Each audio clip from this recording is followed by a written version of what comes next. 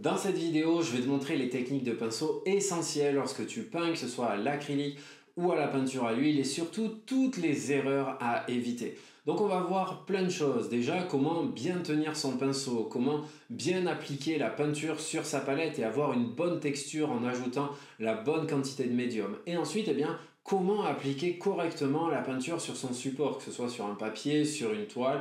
Et ensuite, quelques techniques de pinceau qui sont très utiles. Ces techniques de pinceau que je te montre, en fait, on s'en sert tout le temps lorsqu'on peint. Et donc, c'est très important d'avoir une bonne base lorsque l'on démarre. Donc, c'est parti, à tes pinceaux, on va voir comment s'en servir.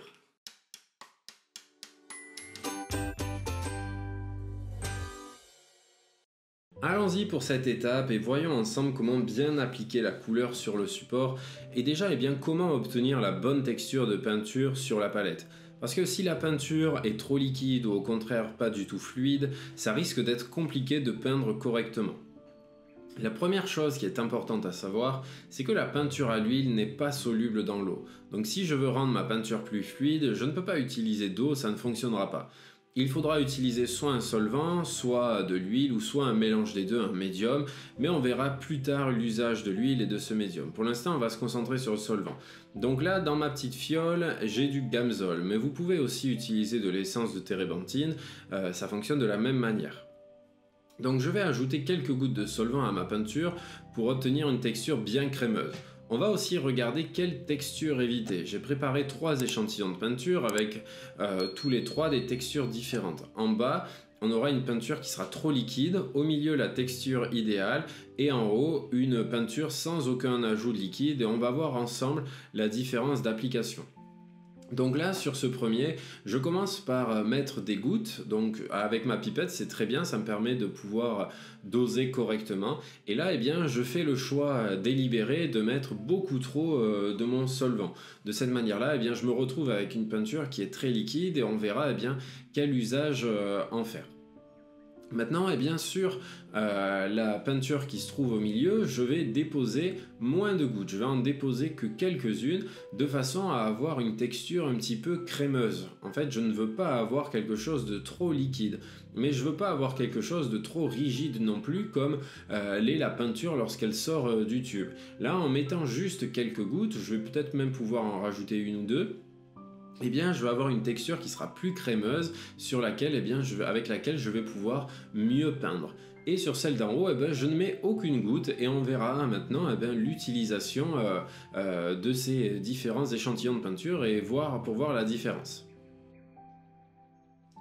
Donc voyons l'application de ces 3 types de peinture. Je vais commencer par la plus liquide d'entre elles sur ma feuille. Donc quand je la prends, et que je l'applique, on peut voir que cette peinture s'étale bien. Le problème, c'est que elle est tellement liquide qu'elle va être un petit peu transparente et elle va pas couvrir extrêmement bien. Et ensuite, quand je vais réaliser des fondus entre mes couleurs, ça va également être un petit peu compliqué. Quand je prends celle qui n'est pas diluée du tout, comme celle-ci, que je vais venir l'appliquer, ça va couvrir très bien, mais par contre, le souci, c'est que je vais avoir du mal à bien étirer ma couleur et quand je vais vouloir mélanger les couleurs entre elles et réaliser des fondus, ça va aussi être compliqué et en plus ça va réaliser des empâtements. Tandis que quand j'utilise ma peinture crémeuse, ça couvre bien et ça s'étire bien. Et là, en zoomant, on peut même le voir sur celle du milieu, là où j'avais pas du tout mis de solvant, que j'ai fait un petit pâté de peinture, ce qui est pas très joli, j'avais même pas fait exprès, et pour autant, j'ai ce résultat qui n'est pas bon. Tandis que quand j'utilise celle du milieu, la peinture plutôt crémeuse, ça va avoir un rendu tout à fait harmonieux, ça va bien couvrir et je vais pouvoir réaliser de jolis fondus entre mes couleurs par la suite. Maintenant qu'on a vu comment bien préparer la peinture sur la palette, voyons comment bien tenir son pinceau. Pour commencer, je précise que j'utilise uniquement des pinceaux synthétiques car ils sont plus doux et offrent un meilleur rendu à l'application. En général, je tiens mon pinceau comme un crayon de cette façon, mais selon la situation, si je veux être très précis, je vais le tenir vraiment du bout des doigts, comme ceci. A l'inverse, si je veux être plus libre dans mes gestes, par exemple pour peindre un fond flou, je vais tenir le pinceau par l'extrémité du manche et venir travailler avec la pointe de manière plus relâchée pour donner un effet plus abstrait et désordonné. Donc c'est vraiment en fonction de la situation que vous adapterez votre façon de tenir le pinceau. De la même manière, il m'arrive aussi de tenir le pinceau différemment, par exemple comme ceci pour peindre de haut en bas sur la toile. Et encore une fois, eh bien, c'est la situation qui va dicter la prise la plus adaptée. Et donc maintenant que je sais comment tenir mon pinceau, eh bien, voyons comment bien le charger en peinture. Ça aussi, c'est un élément qui est vraiment important. Et on va utiliser cet exemple avec ce pinceau. Donc charger son pinceau correctement, c'est essentiel. Si je mets trop de peinture, ça risque de devenir compliqué pour certaines techniques. Et si je n'en mets pas assez, je n'aurai pas une bonne couverture. Par exemple, si je prends juste un tout petit peu de peinture comme cela, ben, je ne vais pas aller bien loin. Si je le charge à peine, je n'aurai pas assez de peinture pour couvrir correctement ma surface. Donc il faut charger son pinceau de manière bien équilibrée. A l'inverse, si je charge trop, comme ici, eh bien, on voit bien que j'ai beaucoup de peinture sur la brosse. Et en peignant, je perds en précision car toute cette peinture va venir s'appliquer d'un coup et créer des épaisseurs qui ne seront pas désirées. On cherche justement à éviter ces empattements quand on veut peindre de façon réaliste à la peinture à l'huile car ça prend plus de temps et ça signifie que je vais devoir travailler sur de très grandes zones pour bien répartir toute cette peinture. Par exemple, si je veux uniquement peindre l'intérieur de ce cercle avec tout cet excès de peinture, eh bien ce sera très difficile et je ne serai pas suffisamment précis. Et une fois que j'ai appliqué la peinture, ben là, voilà, je me retrouve avec des pâtés que je ne souhaite pas avoir.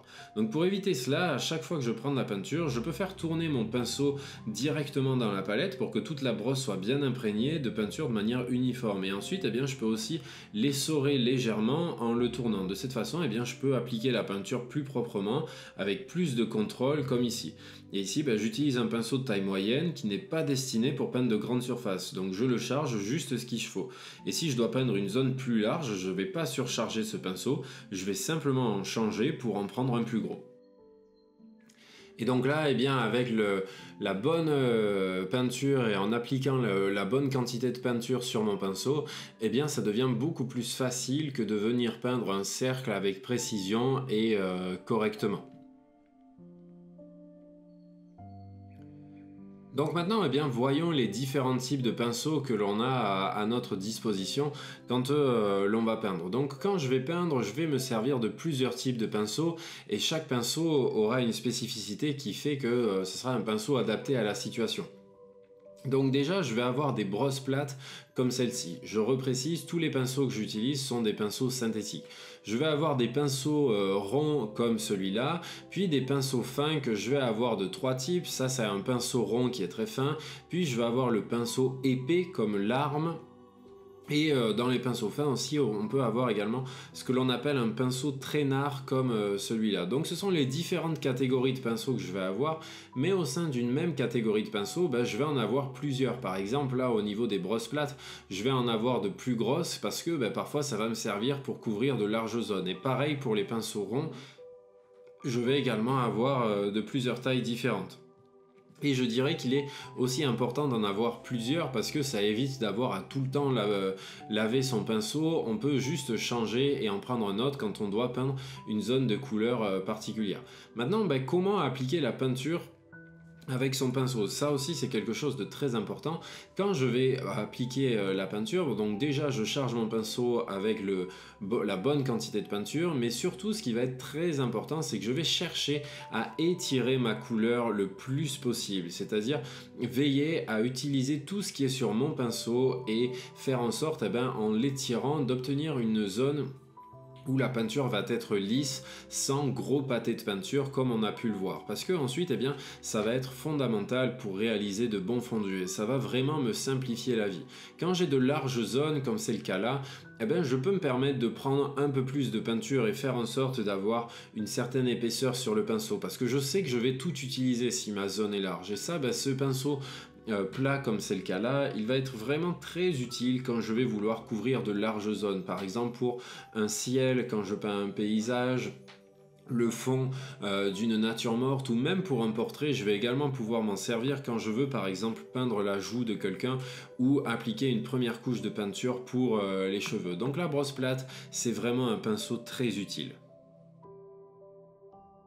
Et avec mon pinceau rond, c'est la même chose. Je charge mon pinceau avec la couleur et à chaque fois que je peins, je fais attention à bien étirer la peinture autant que possible. Par exemple, ici, j'ai ma couleur et je l'étale soigneusement pour éviter les accumulations trop épaisses. Et c'est valable pour un pinceau de cette taille ou un pinceau plus large comme celui-ci ou pour n'importe quel pinceau rond. L'idée est vraiment de toujours étaler la peinture un maximum parce que ça permet aussi d'éviter les marques de pinceau et des marques qui sont trop visibles et qui ne rendraient pas hommage à notre peinture. Donc ces pinceaux là sont vraiment très utiles quand on veut appliquer de la couleur sans forcément entrer dans le détail tout de suite. Par exemple, si je veux peindre un nuage, je n'utiliserai pas la brosse plate car elle manquerait de précision. Mais avec ce pinceau, je peux quand même poser ma couleur avec suffisamment de contrôle. De la même façon, si je veux peindre des lèvres, eh bien ces pinceaux ils me permettront de le faire avec précision. Pour les pinceaux de détail, j'ai celui-ci que je vais utiliser de la même manière que les pinceaux ronds, cependant je vais l'utiliser pour des zones plus petites. Il me permet de travailler dans des espaces réduits et vous remarquerez d'ailleurs que mon rouge est un peu teinté, c'est comme car je m'étais servi de ce pinceau pour une autre peinture avant sans bien le nettoyer. Là encore, c'est le même principe que pour les pinceaux ronds, mais adapté aux détails. Ensuite, eh bien, avec ce sword brush, ce pinceau épais que voici, je l'utilise surtout pour tracer des lignes. Par exemple, je vais m'en servir beaucoup pour peindre les cheveux ou les poils, mais par contre, je ne peux pas l'utiliser en première couche, car comme vous le voyez, eh bien, la ligne est un peu saccadée sur le papier blanc. Donc, je m'en sers plutôt pour la deuxième couche en repassant par-dessus la couleur que j'ai déjà posée. Et c'est pareil pour le pinceau traînard qui s'utilise de la même façon. La seule différence avec le pinceau épais que j'avais utilisé plus tôt, c'est que j'ai découvert le pinceau épais après le traînard, après celui-là. Si je l'avais connu avant, eh bien, je m'en serais probablement pas servi de ce pinceau traînard. Parce que les deux ont la même fonction, ils vont permettre de tracer des lignes fines. Cependant, en fait, le pinceau épais, il est meilleur à mon goût. Et dans les tutoriels, la plupart de mes tutoriels, vous me verrez utiliser le pinceau traînard parce que j'avais enregistré beaucoup de vidéos avant de découvrir le pinceau épais. Maintenant, eh bien, voyons comment appliquer notre peinture sur différents formats. Donc là, on a un large rectangle, on en a des petits, des cercles et une forme organique que j'ai inventée. Et on va voir comment bien appliquer la peinture sur ces différents éléments-là. Donc commençons avec ce premier rectangle, c'est un rectangle assez large donc je peux utiliser ma brosse plate. Je la charge bien en peinture et si je vois que j'en ai mis un peu trop, je peux en enlever un petit peu. Ensuite j'applique la couleur en veillant à bien l'étirer. Je remarque aussi que la peinture s'est accumulée sur la partie haute de mon pinceau, donc je l'essuie pour l'enlever puis je l'étale tout en continuant d'étirer la peinture. Ce que je veux éviter c'est d'avoir des marques épaisses comme celle-ci. Donc je m'efforce donc d'étirer la peinture au maximum. Quand j'arrive près des bords, je peux utiliser la tranche de mon pinceau. La tranche, c'est la partie fine sur le côté du pinceau. Depuis le début, je peins surtout avec le côté large, mais avec la tranche, on peut charger un peu de peinture, tapoter à l'intérieur de la zone et l'appliquer de façon plus précise. Je peux travailler ainsi et sur le côté, comme je suis dans le bon sens, je continue à appliquer ma couleur en veillant toujours à bien l'étirer. Et même avec une brosse plate, je peux être précis, surtout si je l'utilise la tranche. Par exemple, je charge bien le pinceau, je place ma tranche le long de la ligne et ensuite j'applique la couleur en restant aussi droit que possible. C'est ce que vous allez voir maintenant.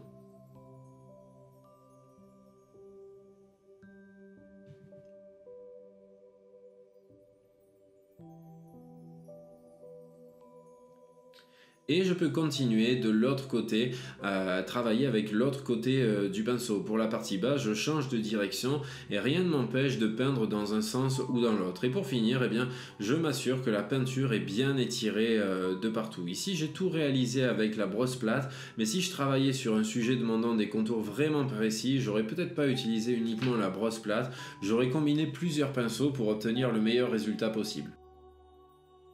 Pour les rectangles suivants, je vais devoir être assez précis, en tout cas plus que je ne l'ai été jusqu'à présent. Ici, je peux utiliser un pinceau rond comme celui-ci, car il me permettra d'être à la fois précis tout en couvrant une surface relativement large. Et je peux commencer bien par peindre le contour avec ce pinceau. Dès que je remarque que je manque de peinture, que ça n'accroche plus bien et que ça laisse des zones blanches, eh bien je peux recharger mon pinceau et à ce moment-là, eh bien je prends soin de bien retravailler ma zone.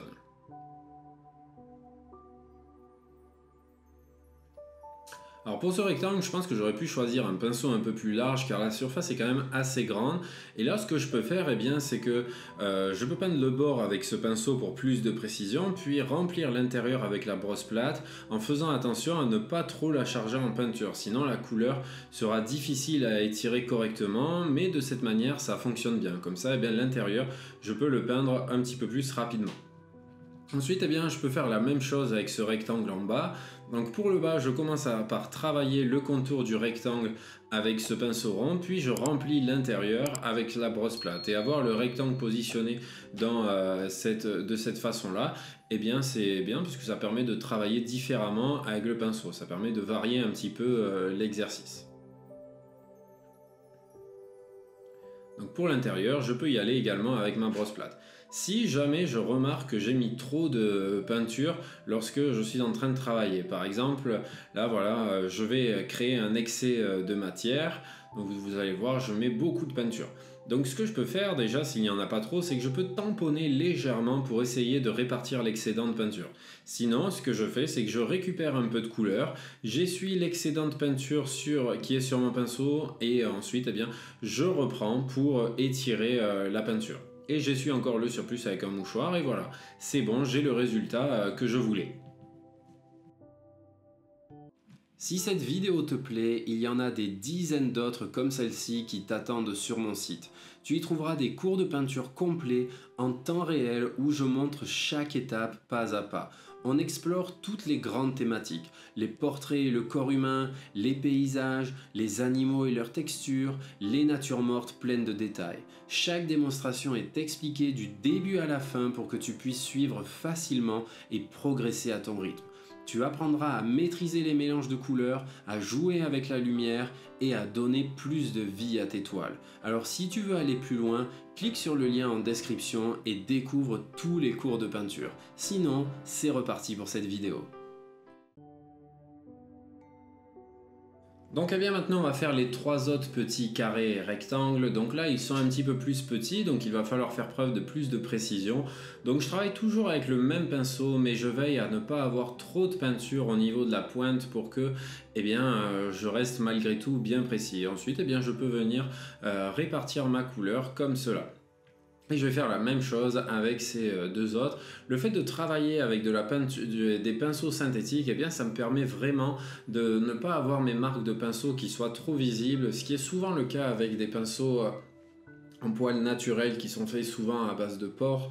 Et là, en général, quand on a des pinceaux en poils naturels, le poil va être plus rigide, plus dur et du coup ça va créer des marques de pinceau un petit peu plus visibles. Alors selon l'effet recherché, ça peut être intéressant, mais en général quand on veut peindre de façon réaliste, on a tendance à essayer de faire en sorte que ces marques-là ne soient pas trop visibles.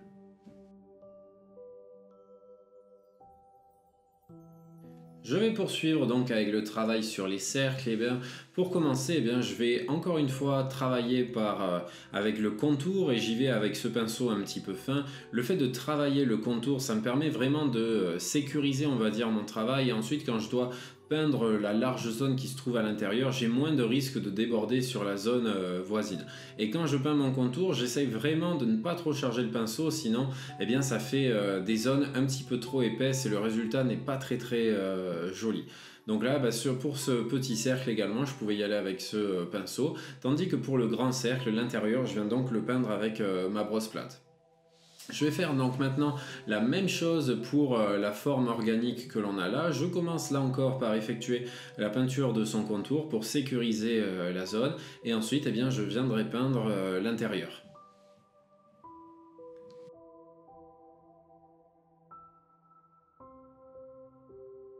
Quand je peins le contour comme cela, c'est tout à fait normal si je n'arrive pas à avoir quelque chose qui soit 100% droit. Et vous pouvez le voir pour le cercle, le rectangle que j'ai effectué, j'ai pas un bord qui est droit à 100% et j'ai même des toutes petites marques qui sont un petit peu blanches.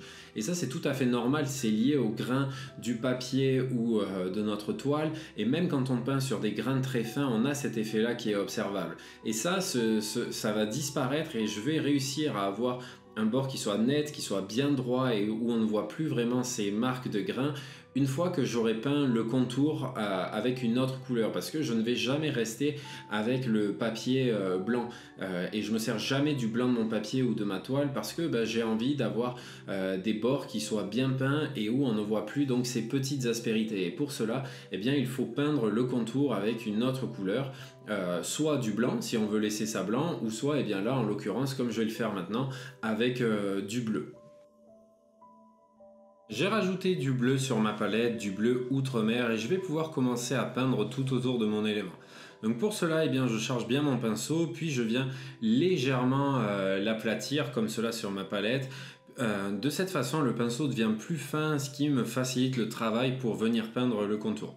Ensuite, je viens appliquer le bleu tout autour de mon élément, tranquillement, en prenant mon temps pour être délicat et vraiment précis.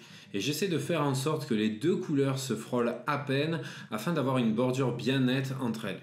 Il y aura plein de situations où l'on cherchera à créer des fondus, on verra ça plus tard, mais ici c'est important que les deux couleurs ne se mélangent pas. Je veux juste qu'elles se touchent à peine pour garder un résultat à la fois propre et précis. Donc je continue donc avec ma couleur et je travaille comme ça tout autour. Et je repasse avec la peinture qu'il me reste ou bien je recharge mon pinceau si nécessaire.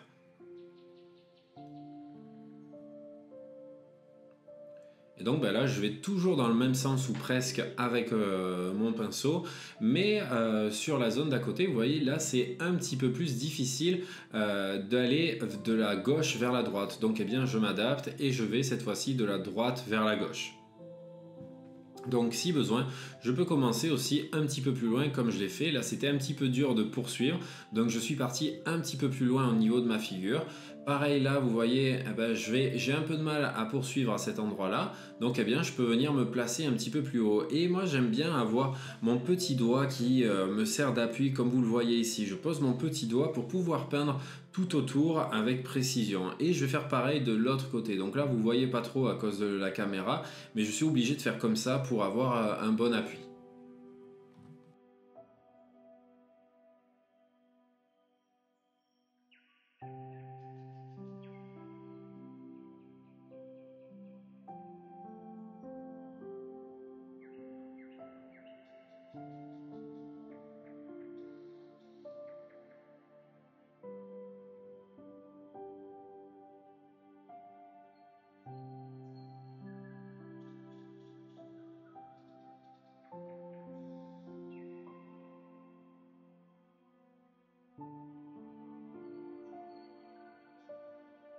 Ce travail que j'ai fait là avec ce pinceau, eh bien je peux aussi le faire avec une brosse plate. Il est tout à fait possible de peindre le contour avec ma brosse plate. Donc là je charge un petit peu ma brosse et je viens l'aplatir également pour avoir quelque chose de plus fin qui me permettra d'être plus précis.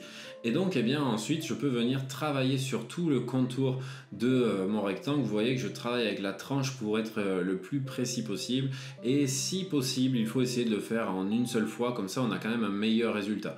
Après c'est vrai que c'est pas le pinceau que je recommanderais pour peindre le contour. Je choisirais plutôt quelque chose de plus fin pour être plus précis. Mais parfois, selon la situation, ça peut le faire. On peut arriver à faire cela. Donc maintenant, ce que je vous conseille de faire, c'est de vous entraîner et de le refaire sur l'ensemble de toutes les figures que l'on a vues, de retravailler tous les contours comme on vient de le faire, bien entendu. Comme vous pouvez le voir, j'ai ajouté du blanc sur ma palette et nous avons maintenant trois couleurs. Maintenant, imaginons que je veuille éclaircir un petit peu une zone de mon cercle. Donc je peux mélanger un peu de blanc avec du rouge. Je prends juste une petite quantité de rouge et je vais pouvoir donc peindre par-dessus. Donc par exemple là je prends ma couleur, j'appuie bien sur mon pinceau et je viens l'appliquer sur la surface. Ensuite je vais utiliser une technique qu'on appelle le blending ou fondu pour que mes couleurs se mélangent entre elles. Et ça ce sont des termes que vous entendrez souvent. L'idée ici c'est de bien appuyer pour que la couleur se fonde avec celle d'en dessous. Maintenant, si je le souhaite, je peux aussi éviter que les couleurs se mélangent. Mais ce sera plus difficile à réaliser sur une grande surface. Sur de petites zones, par contre, c'est faisable. Par exemple, si je veux rajouter juste une petite touche plus claire, je peux prendre du blanc et au lieu d'appuyer comme tout à l'heure, je vais le déposer très légèrement. J'effleure à peine la surface avec mon pinceau. Par contre, eh bien, je vais devoir recharger plus souvent en peinture parce que je dépose à chaque fois une bonne quantité de peinture. Et naturellement, ça va créer un peu d'épaisseur en surface. Donc c'est quelque chose que je fais assez régulièrement. Par exemple, si je peins des lèvres et que je veux rajouter une zone lumineuse, un highlight, il faut que j'applique un peu une couleur plus claire par-dessus une plus foncée. Donc vous voyez ici qu'en déposant simplement la peinture avec la pointe du pinceau, j'arrive à éclaircir cette zone et elle est logiquement donc un peu plus épaisse. Ce qui fait la différence, c'est vraiment la pression que vous appliquez avec le pinceau et si j'appuie fortement, le blanc se verra moins. Si j'appuie légèrement, eh bien l'effet est différent. La peinture se dépose sans vraiment se mélanger.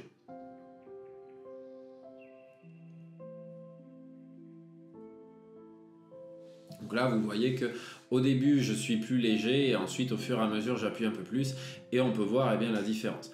Et ce que j'ai fait là avec des couleurs claires, on peut aussi le faire avec des couleurs foncées, bien entendu. En réalité, c'est même plus facile d'appliquer une teinte foncée sur une couleur plus claire. Par exemple ici, on a appliqué du blanc sur le rouge est plus difficile que d'appliquer du bleu. Donc avec le bleu, je peux venir l'ajouter et le fondre. Et on voit que le bleu étant plus foncé se dépose sans difficulté. Et si je veux, je peux aussi simplement le poser comme j'avais fait avec le blanc pour que la couleur reste bien bleu outre-mer. Comme ici, là, ma couleur reste pure, bien bleu outre-mer, comme celle d'à côté, ou du moins vraiment presque. Tandis qu'ici, sur le côté, on obtient plus une sorte de violet bleu, un violet bleu. Il y a aussi autre chose d'intéressant quand on travaille par-dessus un élément que je voulais vous montrer. Ça arrive très souvent quand on veut mélanger des couleurs pour créer certains effets, on peut utiliser un vieux pinceau. Par exemple ici j'ai un pinceau qui est déjà bien usé et si je prends un peu de bleu, je vais pouvoir l'appliquer pour obtenir cet effet un peu brouillon, un peu broussailleux. Et ça c'est vraiment très intéressant pour venir créer de la texture, comme par exemple lorsque je peins un arbre avec des branches irrégulières, eh bien je peux venir tapoter la peinture pour déposer ces textures. Et là, eh bien, on voit bien l'effet dont je voulais parler. Et si j'appuie bien fort sur le pinceau, la couleur ressort plus foncée. Si au contraire je suis plus léger, eh bien le résultat est plus clair. Donc on peut vraiment jouer sur la pression exercée sur le pinceau pour obtenir différents effets en plus de cela. Enfin, pour terminer sur le travail au pinceau, il y a aussi l'utilisation des pinceaux très fins que je voulais vous montrer. Donc eux, ils vont vraiment nous permettre d'ajouter des petits détails. Par exemple, je peux déposer plein de petits points sur ma zone rouge en pensant à bien recharger régulièrement et en venant travailler donc avec la pointe. Donc je charge bien mon pinceau pour avoir un peu d'épaisseur sur la pointe et je viens déposer ces petits points ici. Et je peux aussi m'en servir pour créer différents motifs. Je peux créer des petites taches, des formes variées, comme pour le travail sur les feuilles ou quand on va travailler sur les lèvres. Donc voilà, c'est vraiment très utile que de faire ce travail à mon sens avec le petit pinceau fin. Et je vais également pouvoir utiliser mon pinceau traînard par exemple quand je vais vouloir peindre des traits fins par exemple pour rajouter des lignes plus claires. Donc le pinceau traînard ou le pinceau épais, on peut obtenir le même résultat. Là, je prends du blanc, je charge bien mon pinceau et je peux venir tracer mes lignes par-dessus. Donc c'est une technique qui peut nous servir dans de très nombreuses situations, et notamment quand on doit peindre la fourrure d'animaux ou quand on vient faire un travail sur les cheveux. Donc on voit que ce pinceau il retient beaucoup de peinture, ce qui est vraiment pratique pour arriver à travailler dans un sens comme dans l'autre et à tracer de très nombreuses lignes. Avec ce pinceau, on n'est pas non plus limité aux lignes droites. On peut par exemple venir tracer des petites vaguelettes comme cela, ou encore de très longues lignes comme vous allez le voir juste ici. Autre chose avec ce pinceau aussi, la manière dont on va le tenir va permettre de créer des lignes plus ou moins fines. Là, si j'essaie vraiment de travailler avec la pointe, je peux avoir une ligne bien fine, tandis qu'au contraire, si je vais plutôt l'aplatir et travailler avec le côté, eh bien, je vais avoir des lignes beaucoup plus épaisses comme cela. Donc, Ce pinceau est vraiment formidable pour arriver à travailler de longues lignes. Et des courtes aussi, bien sûr. Voilà pour cette partie, donc j'espère que vous avez bien pris le temps d'appliquer tout ce qui a été vu, que vous avez bien compris tout cela. Maintenant, je vous propose un défi supplémentaire. Essayez de dessiner d'autres formes simples sur une feuille, des carrés, des cercles, des triangles ou des formes un petit peu plus complexes et un petit peu plus élaborées et essayez de peindre à l'intérieur de celle-ci sans dépasser, comme on l'a fait jusqu'à présent, en étirant bien la couleur pour avoir une surface bien lisse comme c'était le cas. Ensuite, rajoutez des petits éléments de texture, des petits points par-dessus, des petites lignes par-dessus cette couleur que vous avez appliquée. Et tout autour de ces formes que vous avez peintes, venez peindre avec une autre couleur en essayant de ne pas dépasser, de ne pas déborder sur l'autre couleur. Que ça se touche juste un tout petit peu pour avoir un très léger fondu entre ces deux couleurs, mais vraiment pas plus. Donc ça me paraît être un défi plutôt sympa. Maintenant, c'est à vous de pratiquer.